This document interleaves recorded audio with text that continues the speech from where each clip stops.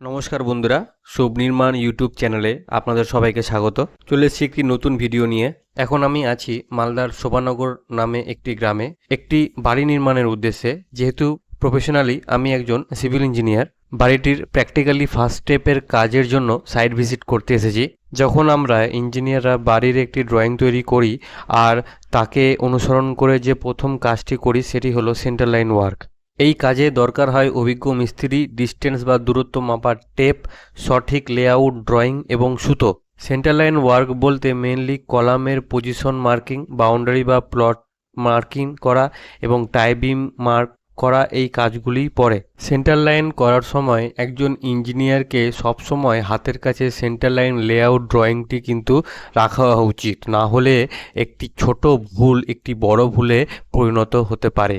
Centre line লেআউটের কাজ করার আগে একজন ইঞ্জিনিয়ারকে কিন্তু অবশ্যই বিল্ডিং ড্রয়িং করা, কলামে সাইজ অনুযায়ী তার দূরত্ব ম্যাক্সিমাম কত দূরে হতে পারে, কলামে কত ডায়া রড দিতে হবে, রডের সংখ্যা কত হবে, ফুটিং সাইজ কি দিব, কতটা মাটি কাটতে হবে, এই ব্যাপারগুলো কিন্তু অবশ্যই জানতে হবে।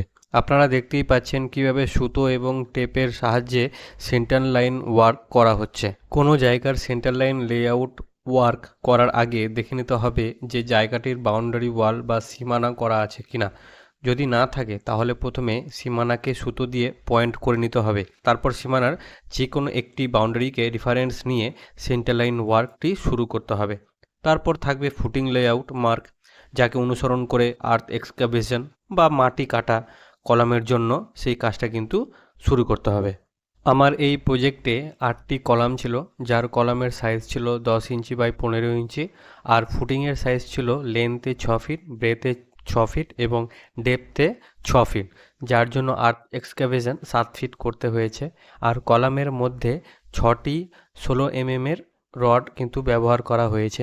আর ফুটিংয়ের ক্লিয়ার কভার কিন্তু 50 রাখা হয়েছে। ফুটিংয়ের কাজের জন্য চুন দিয়ে মার্কগুলো আপনারা দেখতেই পাচ্ছেন।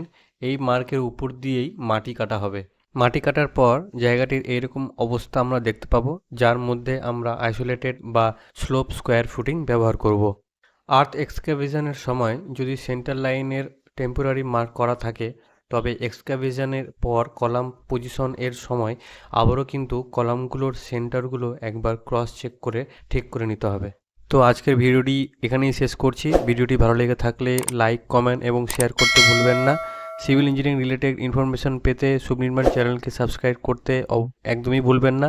দেখা হবে নেক্সট ভিডিওতে। ততক্ষণের জন্য ভালো থাকবেন, সুস্থ থাকবেন। জয় হিন্দ, জয় ভারত।